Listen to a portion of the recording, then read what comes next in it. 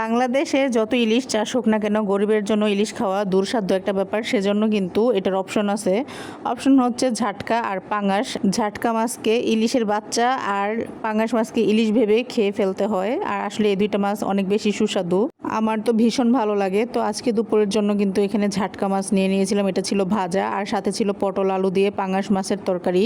তো আমি পেটের অংশটা নিয়ে নিয়েছি, কারণ চর্বিওয়ালা এই পেটের অংশটা কিন্তু খেতে খুবই বেশি মজা লাগে। ঝাটকা মাছ ভাজাটা এত বেশি মজা ছিল, পরে তো আমি আরও একটা নিয়ে নিয়েছি। তারপরে কিন্তু এগুলো খুব মজা করে খাচ্ছিলাম। আপনাদের কার কার কাছে এই ঝাটকা অথবা প্রিয় মাছ, জাতীয় মাছ পাঙাশ, এগুলো কার কার কাছে বেশি প্রিয় তারা কিন্তু কমেন্টসে জানিয়ে যাবেন। ফেসবুক হোক অথবা ইউটিউবে খাবারের ভিডিওগুলো দেখতে কিন্তু আমার ভীষণ ভালো লাগে। তো আমিও খাবারের ভিডিওগুলো অনেক বেশি দেখি, সেজন্য হচ্ছে ভাবলাম আমিও একটু খাবারের ভিডিও আপনাদের সাথে শেয়ার করি। যেহেতু আজকে স্পেশাল দুইটা মাছ রান্না হয়েছে, এগুলো খাচ্ছি, সেজন্য একটু শেয়ার করলাম আর কি। এই মাছটা কিন্তু ভেজে রান্না করলেও ভালো লাগে, আবার কাঁচা যে কোনো কিছু দিয়ে রান্না করলেও ভালো লাগে, আবার চচ্চড়ি করলেও ভালো লাগে। আর অন্যদিকে পাঙাশ মাছেরও কিন্তু একই দশা। পাঙাশ মাছের চচ্চড়ি, ভুনা, যে কোনো সবজি দিয়ে রান্না করলে অনেক বেশি মজা হয়। তবে আমার কাছে কিন্তু পাঙাশ মাছ হোক, যে কোনো মাছই হোক, আলু টমেটো দিয়ে তরকারিটা ভালো লাগে, আর টমেটো ধনেপাতা দিয়ে ভুনাটাই অনেক বেশি ভালো লাগে। তো যাই হোক গাইস, আমার আজকের এই খাবারের ভিডিওটি আপনাদের কেমন লেগেছে? যদি একটুখানি ভালো লাগে প্লিজ একটা সুন্দর কমেন্ট করে যাবেন, আর ভিডিওতে লাইক দিয়ে যাবেন।